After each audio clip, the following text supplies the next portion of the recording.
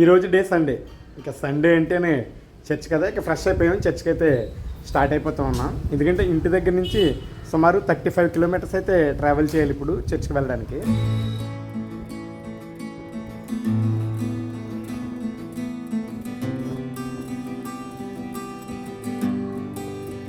ఇప్పుడంటే చర్చ్కి చాలా ఈజీగా మన బండి ఆటో వేసుకుని వచ్చేస్తున్నాను. కానీ 8 నెలల క్రితం ఆదివారం అంటే ఇంకా ఉదయం 7 గంటలకు మొదలు పెట్టేవాడిని. ఎవరో ఒకరు ఫోన్ చేసేవాడిని, బండి కావాలని. ఇప్పుడు కొన్నిసార్లు బండి లేక అంటే ఆగిపోలేదు, కానీ ఆగిపోయే పరిస్థితులు కూడా వచ్చాయి ఆదివారం చర్చికి వెళ్ళడానికి.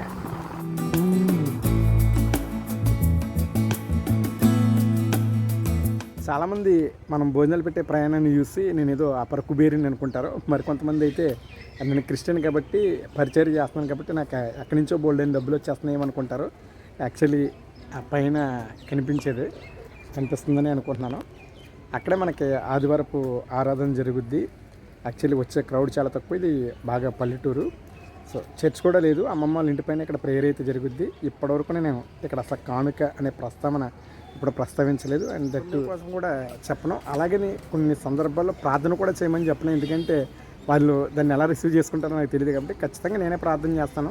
ఇప్పుడు చర్చ్ కూడా యాక్చువల్లీ సరిపోదు. కొంతమంది ఎక్కువ మంది వచ్చారు అంటే మెట్ల మీద అక్కడ కూర్చుంటారు. వర్షాకాలం అయితే ఇంకా ఇబ్బందికరమైన పరిస్థితి. ఎందుకంటే వర్షం ఆ షెడ్ నుంచి లోపలికి వచ్చేస్తుంది. దానికోసం కూడా నేను ఎప్పుడు కూడా అంటే వాళ్ళ దగ్గర డిస్కస్ చేయలేదు. ఇదంతా ఎందుకు చెప్తున్నానంటే చాలామంది బ్రదర్ మేము చర్చ్ కట్టుకుంటున్నామని, లేదంటే మాకు పలానా అవసరం ఉందని కామెంట్లు చేస్తూ ఉంటారు, సహాయం అడుగుతూ ఉంటారు. నిజానికి మీ అందరికీ నాకు కూడా చేయాలని ఉంటుంది, కానీ నా పరిస్థితి కూడా మీరు అర్థం చేసుకుంటారని ఈ విషయం చెప్తూ ఉన్నాను. నిజంగానే నా పని నేను ఆశీర్వదించబడితే, అంటే ఇప్పటికే ఆశీర్వదించబడ్డాను అనుకోండి, ఆశీర్వదించబడ్డాను కాబట్టి ఈ విధంగా నా ప్రయాణం ముందుకు కొనసాగుతుంది. ఒకవేళ ఇంకనూ ఆశీర్వదించబడితే ఖచ్చితంగా మీ అందరికీ సహాయం చేయడానికి నేను ఏమాత్రం వెనకడుగు వేయను. ఎందుకంటే ఆశీర్వాదం అంటే నేను సంపాదించుకోవడం కాదు, అనేక మందికి సహకారిగా ఉండడం అనేది నేను నమ్ముతాను.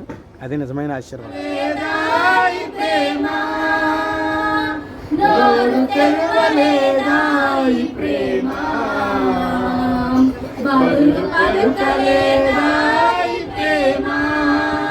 చిన్నపిల్లైన వరకు అలాగే చిన్నపిల్లైన వరకు చెప్తున్నా, మీ తల్లిదండ్రులని ప్రేమించే విషయంలో జాగ్రత్త, వాళ్ళకి విధేయత చూపించే విషయంలో జాగ్రత్త.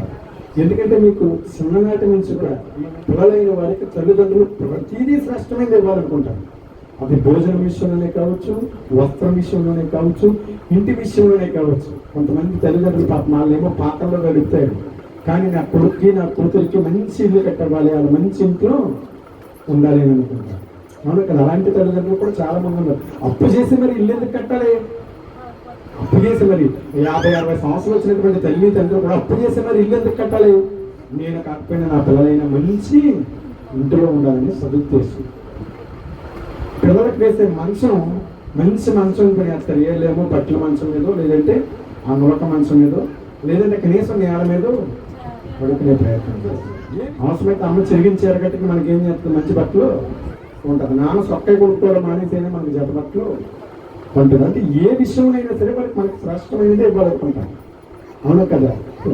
ఇప్పుడు చికెన్ కూర ఉండేరనుకోండి, తెల్లైన వారు మెత్త ముక్కలన్నీ ఎవరికేసి పెడతారు, మంచి ముక్కలన్నీ ఎవరికేస్తారు, పిల్లలకి వేసి వీళ్ళకి అవసరమైతే ఊరుకుంటే ఆ ఊరుకు, అది కూడా లేకపోతే దాటి ముసుకొని తినే తల్లిదండ్రులు కూడా చాలా మంది ఉన్నారు. మా అమ్మ 2 సార్లు అలా చూస్తుంది. ఏ విషయంలో చూసినా అది చిన్నదేమి పెద్దదేమి ప్రతి విషయంలోనూ కూడా తల్లి తండ్రి బిడ్డలకు శ్రేష్టమైనదే ఇవ్వాలనుకుంటారు. ఇలాంటి విషయంలోనే శ్రేష్టమైనది ఇవ్వాలనుకునే తల్లిదండ్రులు వివాహ విషయంలో నీకు సరైనటువంటి జతలు అంటే శ్రేష్టమైనది ఇవ్వకుండా వేరేమి అని రాత్రి ముగించుకుని ఇంటికైతే వెళ్తూ ఉన్నాం. ఇప్పుడు టైం సుమారు 3 అయితే అవుతుంది. సో ఇంటికి వెళ్ళడానికి ఇక్కడి నుంచి మనకి 1 అవర్ జర్నీ అయితే పడుతుంది. ఈరోజు 1762 రోజు. తమ్ముడు చందు వాళ్ళు అయితే భోజనాలు అయితే తీసుకుని వెళ్ళిపోయారు. ఇప్పుడు నాకు పాలకొల్లో కూడా కొన్ని పనులు ఉన్నాయి, అవన్నీ కూడా చూసుకుని ఇంటికి వెళ్ళాలి.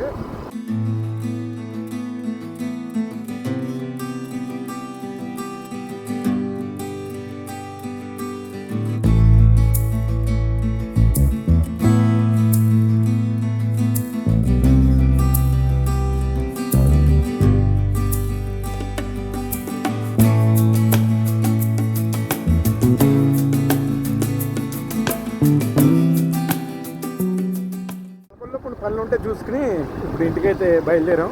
తమ్ముడు చందు అయితే భోజనాలతో పాటు షాప్లకు కావాల్సిన కొన్ని ఐటమ్స్ అయితే తీసుకుని వెళ్ళిపోయాడు. మేము కూడా ఖాళీగా వెళ్తాం అని చెప్పని షాప్లకు కావాల్సిన కొన్ని ఫ్రూట్స్ అలాగే కేక్స్ కూడా తీసుకుని వెళ్తున్నాను. షాప్కి సుమారు 5:30కి అయితే వచ్చాను. హెల్పర్గా ఉండే అక్కనైతే పంపించేసాను. వచ్చిన కాడి నుంచి ఎవరొకరు జ్యూస్కి వస్తూనే ఉన్నారు. అసలు వీడియో తీసుకోవడానికి అవ్వలేదు. విషయం ఏంటి అంటే జ్యూసెస్ చేయడానికి ఉంచినటువంటి పాలగడ్డలు అన్నీ అయిపోయాయి. అంటే మనం జ్యూసుల్లో ఐస్ అనేది వాడడం, పాలను గడ్డ కట్టించి మాత్రం వాడతాం. సో గడ్డలు కట్టిన పాలన్నీ అయిపోయాయి కదా అని చెప్పేసి అని సో పుచ్చకాయ జ్యూస్ అయితే చేశాను. ఆ పుచ్చకాయ జ్యూస్ కూడా ఆల్మోస్ట్ అయిపోయింది, సగం పైన అయిపోయింది. ఇప్పుడు ఈ పుచ్చకాయ జ్యూసే వచ్చిన వాళ్ళందరికీ కూడా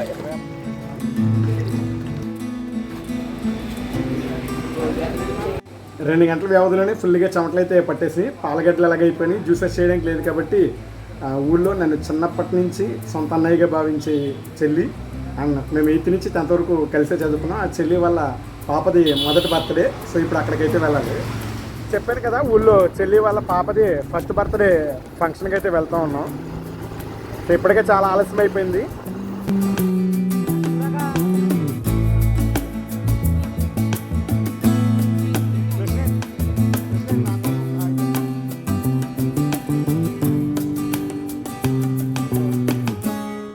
ఫంక్షన్ దగ్గరికి అయితే వెళ్ళాం కదా, అక్కడ భోజనాలు కాస్త ఆలస్యమయ్యేలా ఉందని చెప్పేసి అని షాప్ అయితే క్లోజ్ చేయడానికి నాన్నకి హెల్ప్ చేయడానికి అయితే వచ్చి మరలా ఇప్పుడు ఫంక్షన్ దగ్గరికి వెళ్తున్నాం. భోజనం చేసి అయితే ఇంటికి వెళ్ళాలి.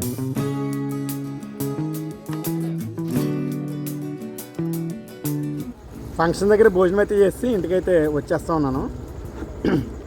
అండ్ ఇప్పుడు బర్త్డే ఫంక్షన్కి వెళ్ళాను కదా, సుమా చెల్లి తనకు ఒక విషయం చెప్పాలి. ఇప్పుడంటే చాలామంది నన్ను అభినందిస్తూ ఉన్నారు, నేను ఏదో గొప్పని అన్నట్టు మాట్లాడుతూ ఉన్నారు. కానీ ఆ చెల్లి నాతో పాటు 8th, 9th, 10th క్లాస్ అయితే చదివింది. ఆ రోజుల్లోనే నన్ను చాలా గొప్పగా ఊహించుకునేది. నన్ను ఒక సొంత బ్రదర్లా ట్రీట్ చేసేది. ఆ ప్రేమను అప్పటి నుంచి ఎప్పటి వరకు కూడా అలానే చూపిస్తూ ఉంది. నిజంగా కొన్ని విషయాల్లో నేను ఖచ్చితంగా అదృష్టవంతుని, ఐఎమ్ బ్లెస్డ్ అని చెప్పుకోవచ్చు. అందులో ప్రాముఖ్యంగా ఇలా నిస్వార్థంగా నన్ను ప్రేమించేటువంటి కొంతమంది ఆత్మీయులు నా జీవితంలో ఉన్నారు.